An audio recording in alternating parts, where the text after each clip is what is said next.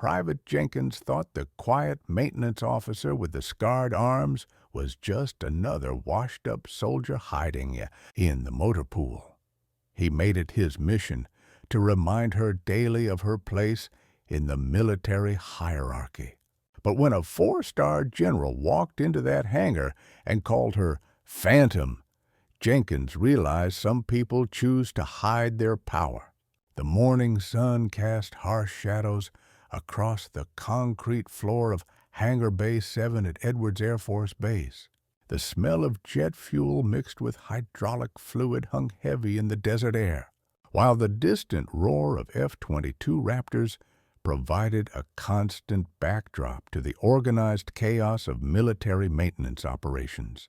Tool carts rattled across the polished floor, pneumatic wrenches hissed with compressed air, and the voices of airmen echoed off the metal walls as another day began in the unglamorous but essential world of aircraft maintenance. Lieutenant Maya Reyes stood quietly at Workstation 12, methodically checking hydraulic pressure readings on a C-130 transport aircraft.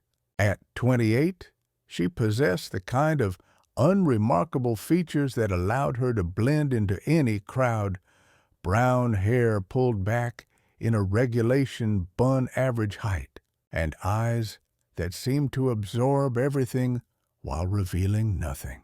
Her maintenance coveralls were always pristine, her work area organized with military precision, and her sleeves consistently rolled down despite the California heat. The network of scars running from her wrists to her elbows remained hidden beneath the fabric, a roadmap of pain she'd carried for 3 years since requesting transfer to maintenance duty. It was a dramatic step down from her previous assignment, but anonymity was exactly what Maya needed.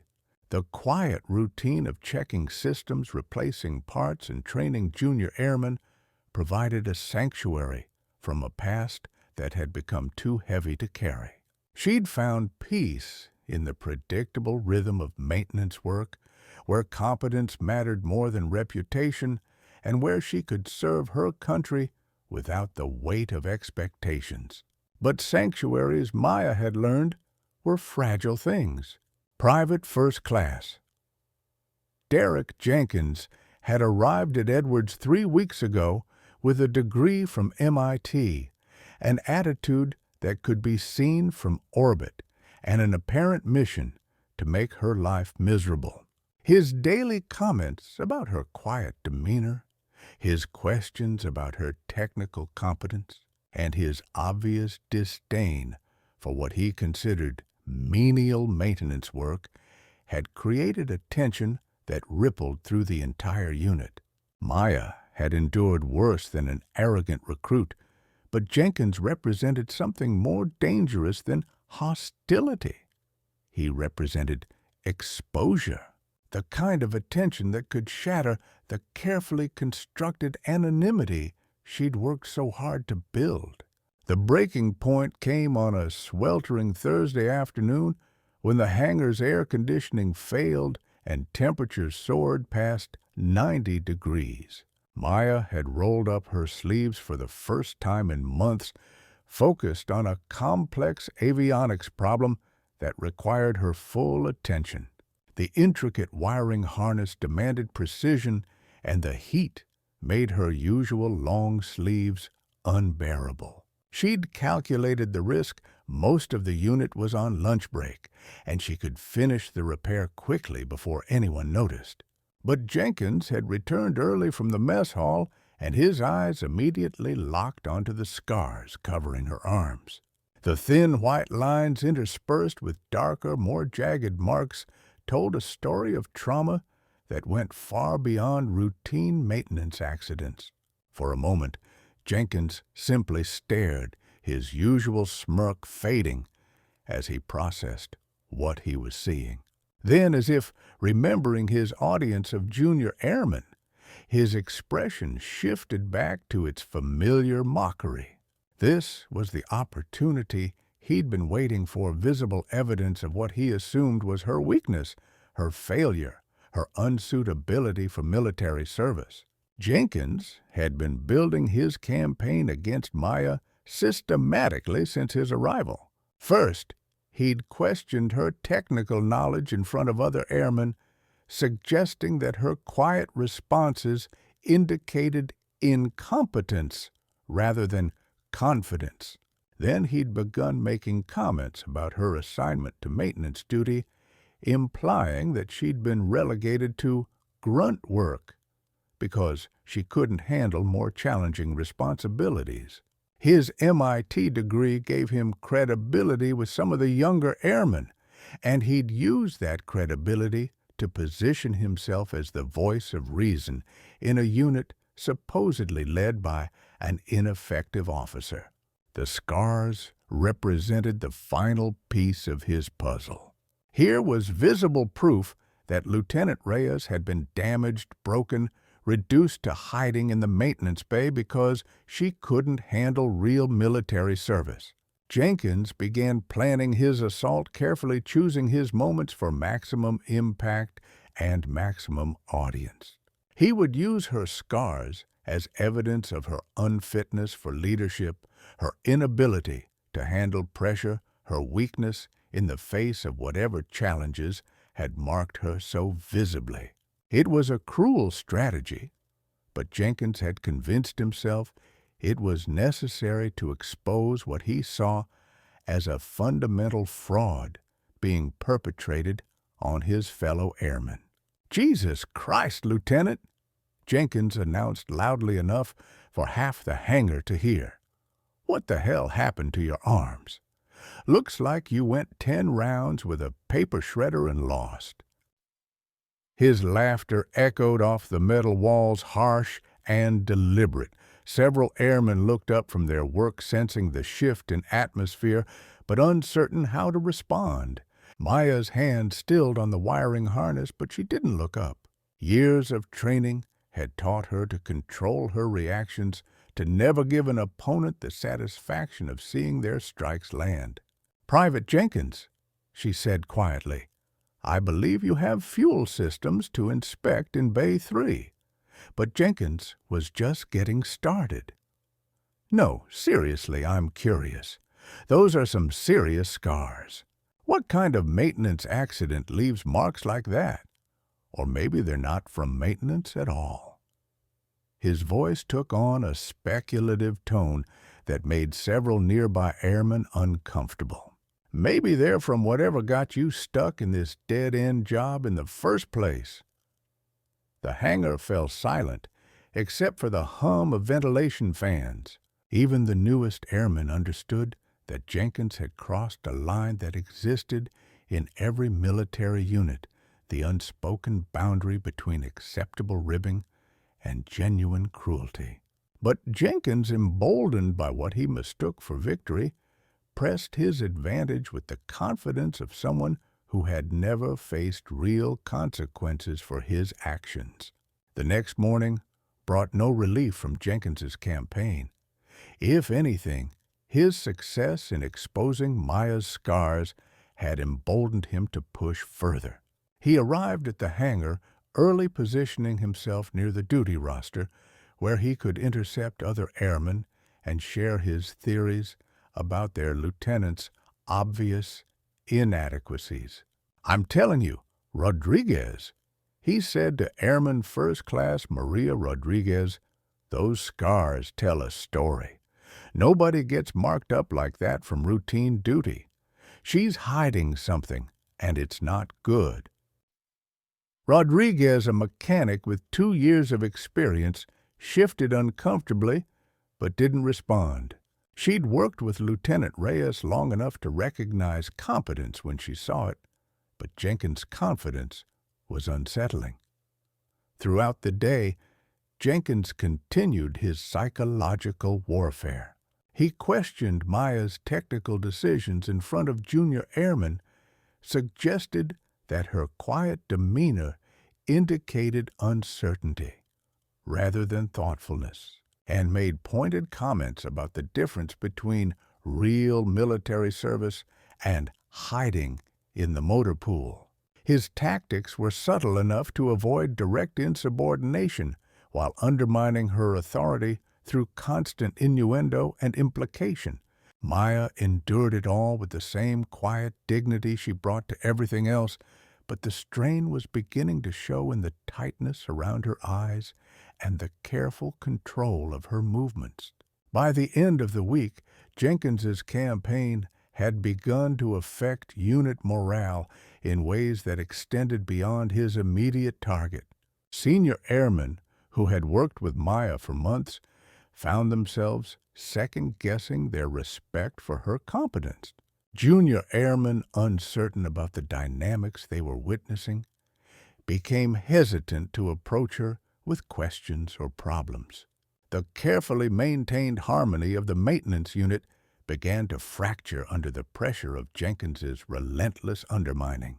Staff Sergeant Williams, the senior NCO in the unit, noticed the change immediately.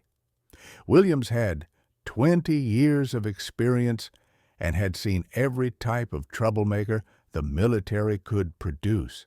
He recognized Jenkins's tactics for what they were: a systematic attempt to destroy an officer's credibility through innuendo and psychological pressure.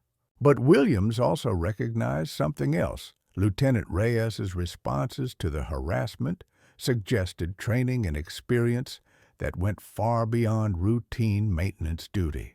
The way she controlled her reactions, the precision of her movements under pressure, the quiet authority that seemed to emanate from her despite Jenkins's attacks, all of it pointed to a background that didn't match her current assignment. Williams began watching more carefully, noting the small details that suggested Lieutenant Reyes was not what she appeared to be. The breakthrough came during a routine inspection of a C-17 Globemaster that had developed hydraulic problems during a training mission. The aircraft had landed safely, but the hydraulic system failure was complex and potentially dangerous. The standard procedure would have been to ground the aircraft and wait for specialized technicians from the depot-level maintenance facility. But Maya approached the problem differently. She spent an hour studying the aircraft's technical manuals, then another hour tracing hydraulic lines and testing pressure points throughout the system.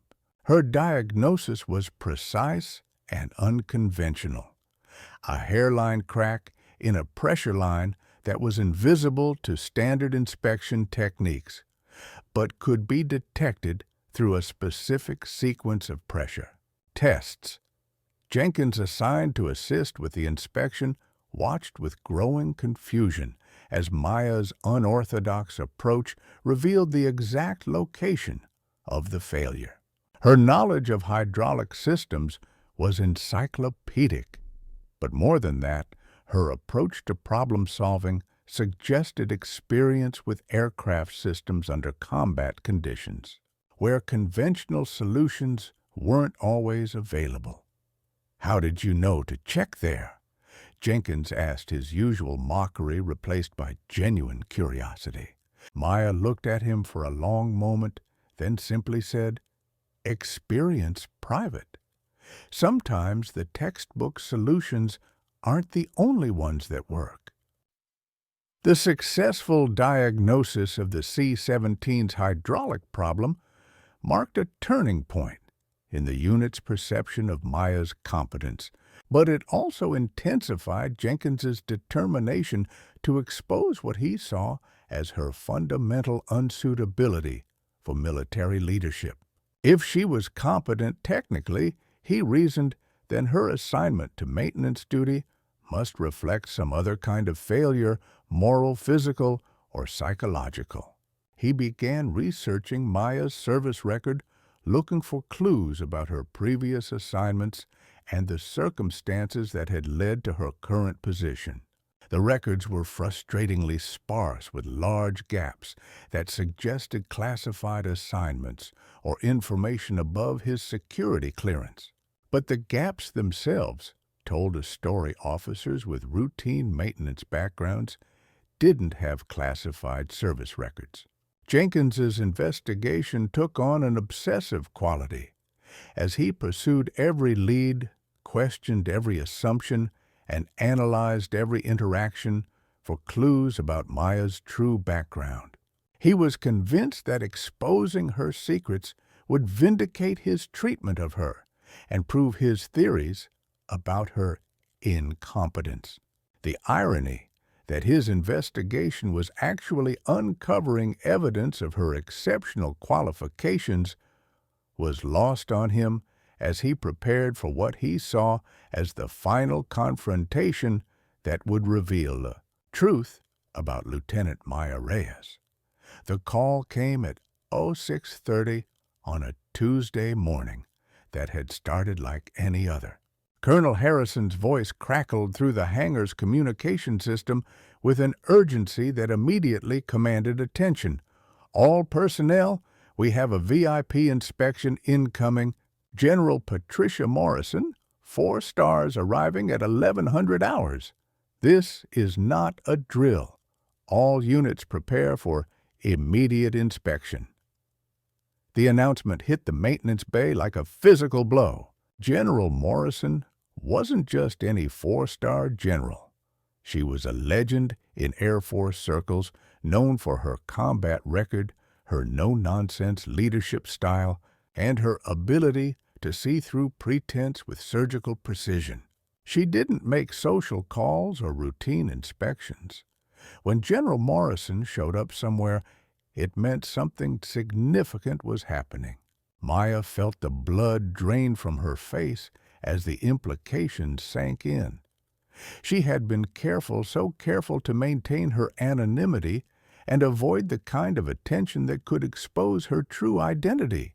But General Morrison knew her, had worked with her, had been present during the classified briefings that followed Operation Blackstone. If the general recognized her, Maya's carefully constructed cover would be blown in front of the entire unit. The maintenance bay erupted into controlled chaos as airmen scrambled to prepare for inspection. Equipment was cleaned, and organized uniforms were pressed to perfection, and every surface was polished until it gleamed. But Maya stood frozen at her workstation, her mind racing through scenarios and contingencies, trying to find a way to avoid the recognition that seemed inevitable. As the morning progressed, Maya's anxiety grew with each passing hour. She considered calling in sick, requesting emergency leave, or finding some other excuse to avoid the inspection. But each option carried its own risks, and her sense of duty ultimately overrode her desire for self-preservation. She would face whatever came, just as she had faced every other challenge in her military career. Jenkins, meanwhile, saw the inspection as an opportunity to expose what he believed were Maya's inadequacies to the highest levels of Air Force leadership. He spent the morning polishing his uniform and rehearsing the comments he would make if given the chance to speak with a general. In his mind, this was the moment when his superior qualifications would be recognized and Maya's incompetence would be revealed. At 10:55 hours, the sound of approaching vehicles announced the general's arrival. Through the open hangar doors, Maya could see a convoy of black SUVs pulling up to the maintenance facility. Her hands trembled slightly as she made final adjustments to her work area, knowing that her fate would be decided in the next few minutes. General Morrison stepped out of the lead vehicle with the bearing of someone accustomed to absolute authority. At 55, she carried herself with a confidence that came from 3 decades of military service, including combat deployments that had earned her both respect and legendary status. Her silver hair was pulled back in a perfect bun, her uniform was immaculate, and her eyes missed nothing as she surveyed the maintenance facility. The base commander, Colonel Harrison, hurried to greet her with his senior staff. But as they began their formal procession through the maintenance bays, Maya knew that her moment of reckoning was approaching with the inevitability of incoming artillery. The inspection party moved through the hangar with military precision, General Morrison asking pointed questions about maintenance procedures, equipment, readiness, and personnel qualifications. Maya stood at attention with the rest of her unit, but she could feel the general's presence like a physical force as the group approached her section. Then it happened. General Morrison's gaze swept across the assembled airmen and suddenly stopped focusing with laser intensity on the quiet lieutenant standing near the C-130's landing gear. For a moment that seemed to stretch into eternity, the two women simply looked at each other across the hangar floor. Maya saw recognition dawn in the general's eyes, followed by something that looked like surprise, then respect, then something deeper, understanding perhaps, or acknowledgement of shared experiences that couldn't be spoken aloud in mixed company. The carefully maintained anonymity that had protected Maya for 2 years crumbled in that single moment of eye contact. General Morrison said something quietly to Colonel Harrison, who looked confused but nodded. Then, to the amazement of everyone present, the 4-star general broke away from the official party and walked directly toward Maya's position. The hangar fell silent except for the distant hum of machinery as the most powerful person on the base made her way toward the maintenance section. The distance between General Morrison and Maya's workstation couldn't have been more than 50 feet, but each step seemed to take an eternity. Maya felt every eye in the hangar watching as the general approached, and she could sense the confusion and curiosity radiating from her fellow airmen. Jenkins, standing just a few feet away, watched with growing bewilderment as the inspection took an unexpected turn. Maya's training kicked in automatically. She straightened to perfect attention, her hands at her sides, her eyes focused straight ahead. But beneath the military bearing, her mind was racing. How much would the general reveal? How much of her story would become public knowledge? How would her carefully constructed life in the maintenance bay survive the exposure that seemed inevitable?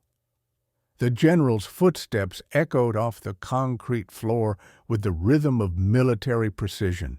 Each step brought Maya closer to the moment when her two worlds, the classified past she'd tried to leave behind and the quiet present she'd worked so hard to build, would collide in front of an audience that included the man who had made her life miserable for weeks. In those final moments before General Morrison reached her position, Maya experienced a rush of conflicting emotions. Part of her felt relief that the pretense was finally ending, that she could stop hiding behind a carefully constructed facade of mediocrity. But another part of her mourned the loss of anonymity, the end of the peaceful existence she'd found in the maintenance bay. She thought about the young airmen she'd been training, the quiet satisfaction she'd found in teaching technical skills and military values without the burden of her reputation.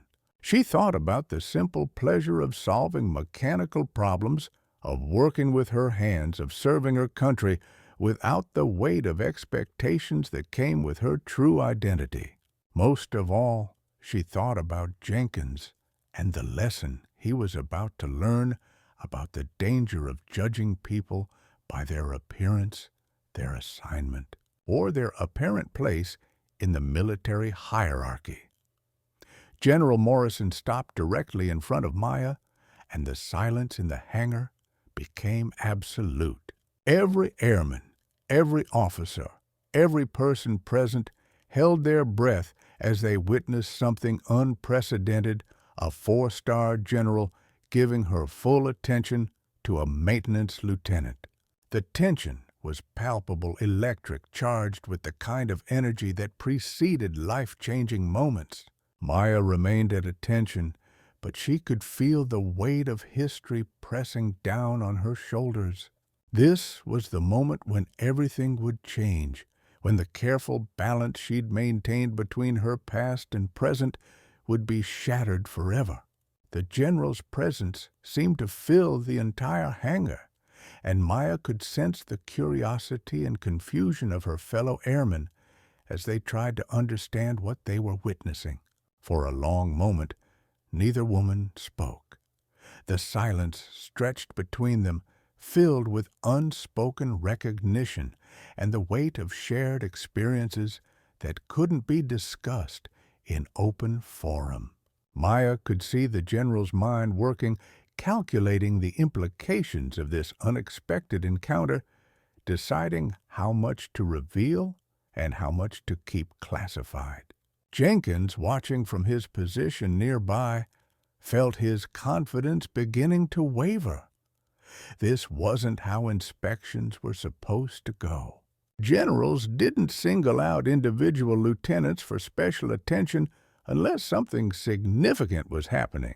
His theories about Maya's incompetence suddenly seemed less certain as he watched the most powerful person on the base focus her complete attention on the woman he'd been tormenting.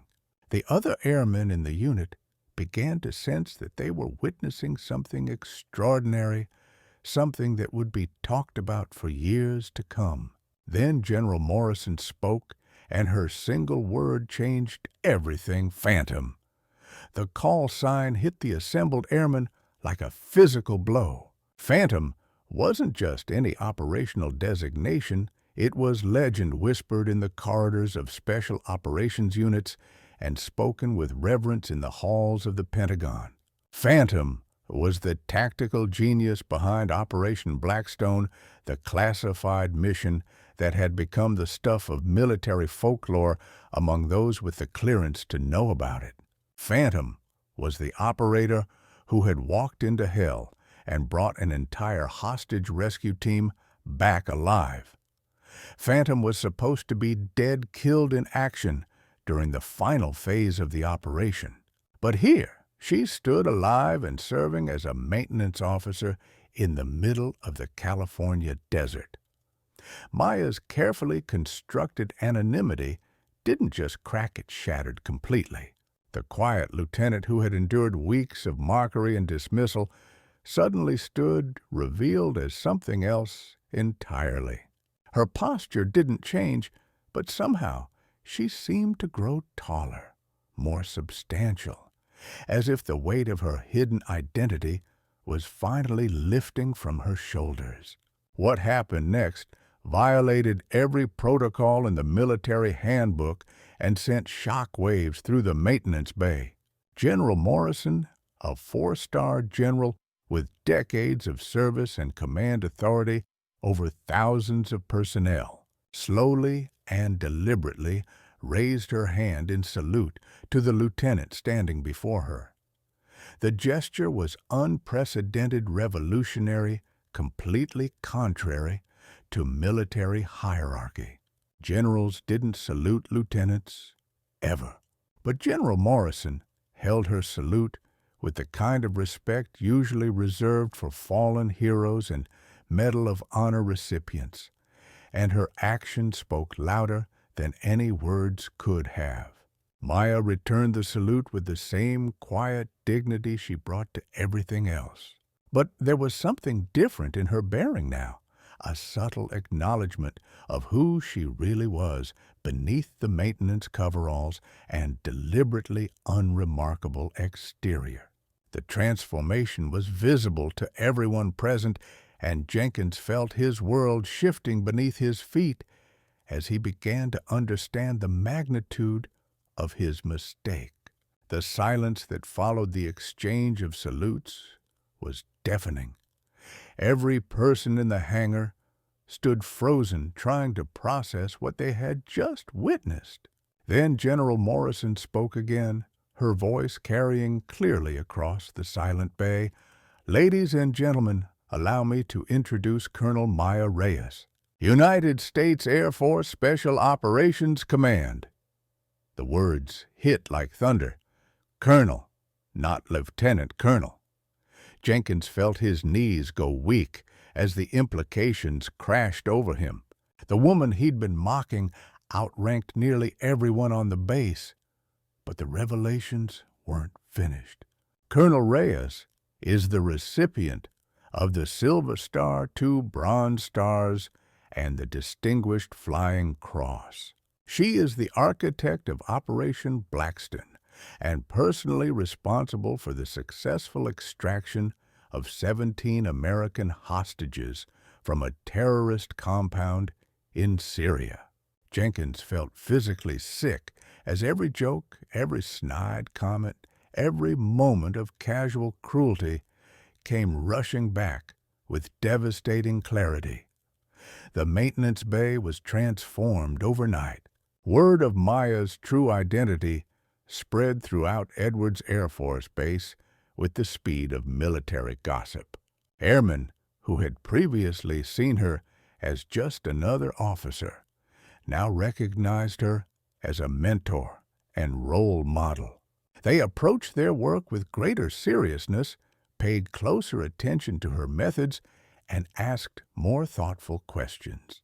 Maya handled the attention with characteristic dignity, neither confirming nor denying the various stories circulating about Operation Blackstone. But she was more open about sharing her knowledge and experience, understanding that her cover was blown and her teaching opportunities were expanded. The unit's performance improved dramatically as airmen competed for the opportunity to learn from one of the most decorated special operations officers in the Air Force.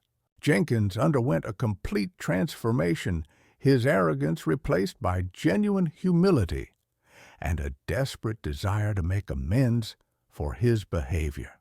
3 hours after the general's departure, Jenkins found the courage to approach Maya's workstation. She was back to her hydraulic systems, working with the same methodical precision as always, but everything had changed. "Colonel," he whispered, his voice barely audible, "I'm sorry. I'm so sorry." Maya looked up from her work, her expression neutral, but not unkind. "You can still call me Lieutenant Private Jenkins. That's my rank in this unit." The simple statement somehow made Jenkins feel worse, but it also offered him hope, a chance for redemption, a path forward from his shame.